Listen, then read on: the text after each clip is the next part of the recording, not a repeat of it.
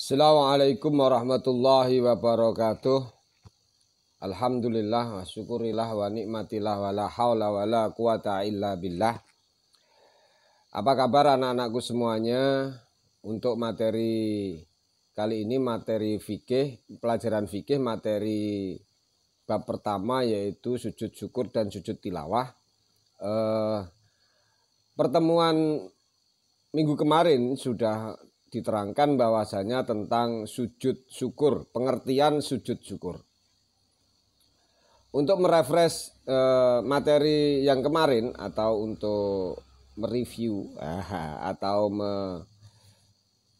melihat kalian sudah pelajari atau belum, bahwasanya sujud syukur itu adalah sujud karena menerima nikmat dari Allah Subhanahu wa taala atau terhindar dari musibah. Itu salah satunya. Lah sujud ini menurut peta konsepnya itu ada sujud syukur, sujud tilawah atau sujud sahwi, sujud yang di luar sholat. Ya, ini ada macam-macam sujud selain di dalam sholat fardu. Ada sujud syukur, sujud tilawah, sujud sahwi. Tolong diperhatikan untuk menjadikan biar menjadi sikap kita terhadap Allah Subhanahu wa taala atau menjadi sikap yang mulia, yaitu satu, semakin dekat dengan Allah kalau kita mau melaksanakan sujud, meningkatkan rasa syukur kepada Allah, membiasakan diri untuk merendah hati, menjauhkan diri dari perilaku sombong, menumbuhkan perasaan tenang dan percaya diri. Sujud syukur sudah diterangkan di pertemuan kemarin, yaitu ini dasar-dasar hukumnya untuk sujud syukur. Hukum sujud syukur adalah sunnah dan lain sebagainya. Cara melakukan sujud syukur adalah seperti yang telah kalian kerjakan dan kirim videonya. Hikmah sujud syukur, ya hikmah sujud syukur. Jadi kalian terapkan di dalam hati. Bahwasanya hikmah-hikmahnya itu salah satunya adalah orang yang mendapatkan nikmat kelebihan atau tidak berhati-hati dapat lupa diri sehingga menjadi angkuh dan sombong. Hikmahnya itu untuk menjauhkan kesombongan. Nah itu loh. Jadi tidak sombong mendapat suatu kenikmatan. Memperoleh kepuasan batin berkaitan dengan anugerah yang diterima dari Allah. Puas ya Allah, alhamdulillah, wa syukurillah kita mendapatkan suatu kenikmatan.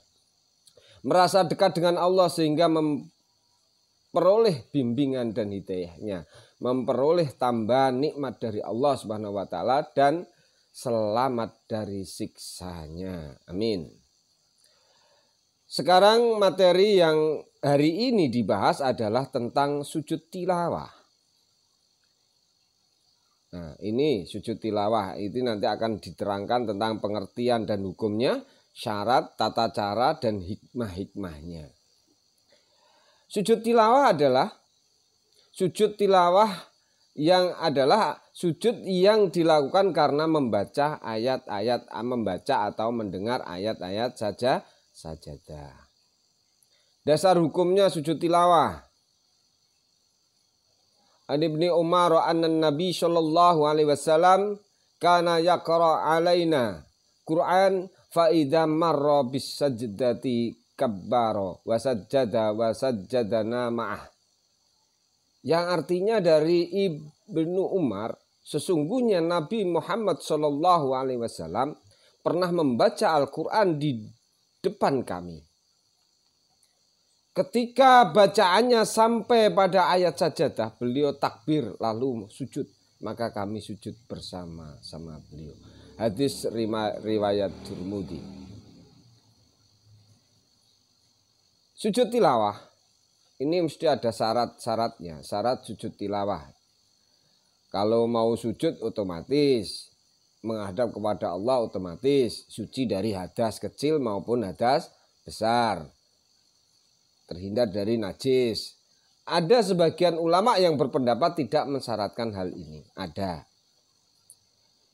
Yang kedua yaitu menutup aurat. Yang ketiga menghadap kiblat. Tata cara melakukan sujud tilawah. Ya, yang tadi adalah syaratnya itu ya mestinya Islam, mestinya itu juga suci dari hadas dan najis. Nah, ini adalah tata cara melakukan sujud tilawah. Berniat untuk melakukan sujud tilawah, nawaitu. Terus membaca takbir Allahu Akbar. Terus sujud 1 kali dengan membaca bacaan sujud tilawah. Bacaannya bagaimana? Sajada wajhiya lilladzi khalaqahu wa sawwarahu wa saqqa sam'ahu wa basarahu bihaulihi wa quwwatihi fatabarakallahu ahsanul khaliqin. Terus duduk kemudian dilanjut salam. Tolong anak-anak untuk bacaan ini dihafalkan nggih, dihafalkan.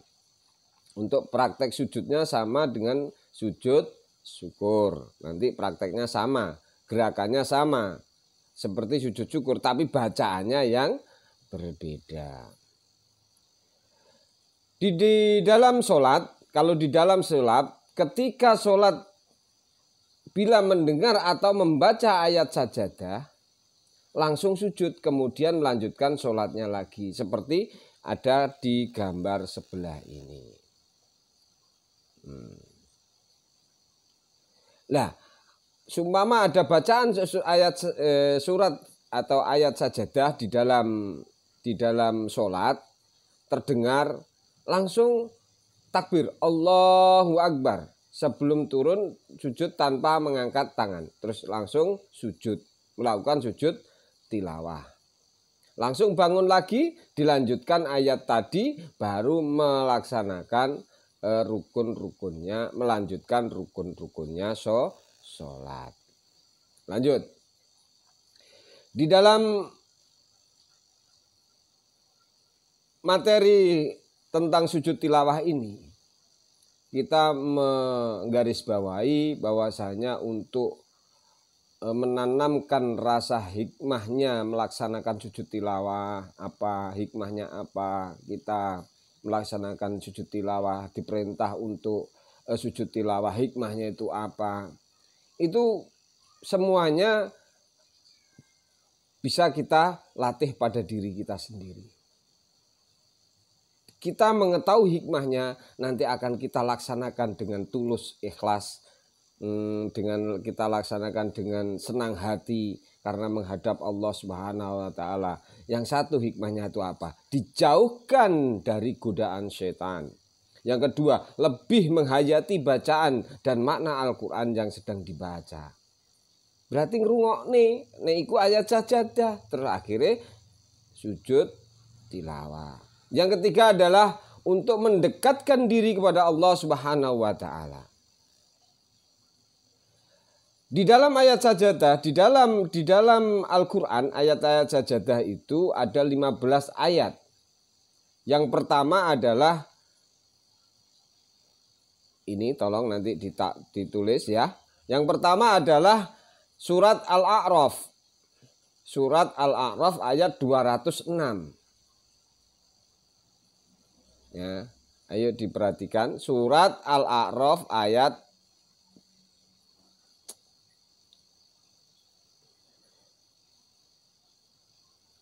Surat Al-A'raf ayat 206. Yang kedua adalah surat Ar-Ra'd ayat 15. Yang ketiga adalah surat An-Nahl ayat 16. Nah, ayat 50. Maaf. Yang keempat adalah surat Al-Isra ayat 109. Oke. Untuk selanjutnya adalah surat Maryam ayat 58. Yang selanjutnya adalah surat Al-Hajj. Surat Al-Hajj ayat 18. Yang selanjutnya adalah surat Al-Hajj lagi ayat 77. Yang selanjutnya adalah surat An-Naml ayat 26. Yang selanjutnya surat Al-Furqan ayat 60. As-Sajdah ayat 15. As-Sad ayat 24. Al-Fusilat ayat 38. Insyiqaq ayat 21. Al-Najm ayat 62. Al-Alaq ayat 19. Tolong dari 15 ayat yang ada di dalam Al-Quran ini tolong disalin kembali untuk satu juga kita menulis otomatis membaca. Kalau kita membaca belum tentu menulis, kan gitu.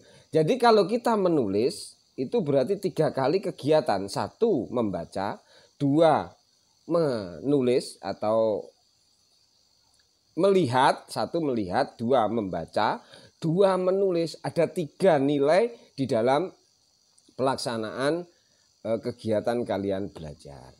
Tapi kalau membaca ya mau cocok, nonton mau cocok kan gitu ya. Otomatis tolong dikerjakan, ditulis, dibuatkan nanti portofolio PowerPoint yang bagus, nah, atau membuat peta konsep yang bagus, yang menyenangkan untuk pembelajaran kalian. Ini semuanya nanti manfaatnya untuk siapa? Bukan untuk Pak Ali saja, untuk kalian, untuk anak-anakku semuanya bisa bermanfaat. Ya toh?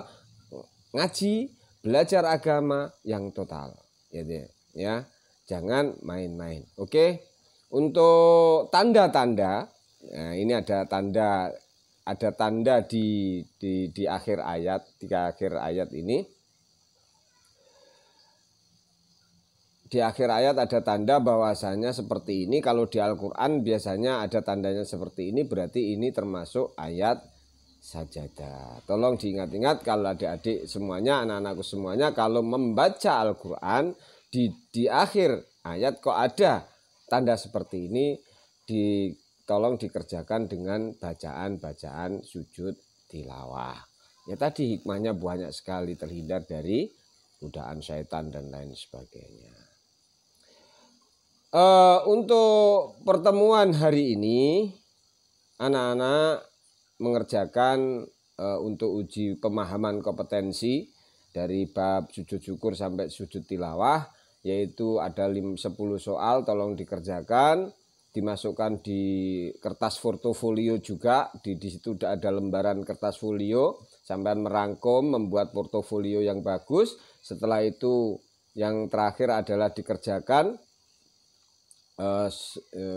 jawaban-jawaban seperti ini, ditulis soalnya loh ya, ditulis soalnya. Kalau tidak ditulis soalnya nanti menyesatkan, ada jawabannya renek soalnya. Oke, seperti itu.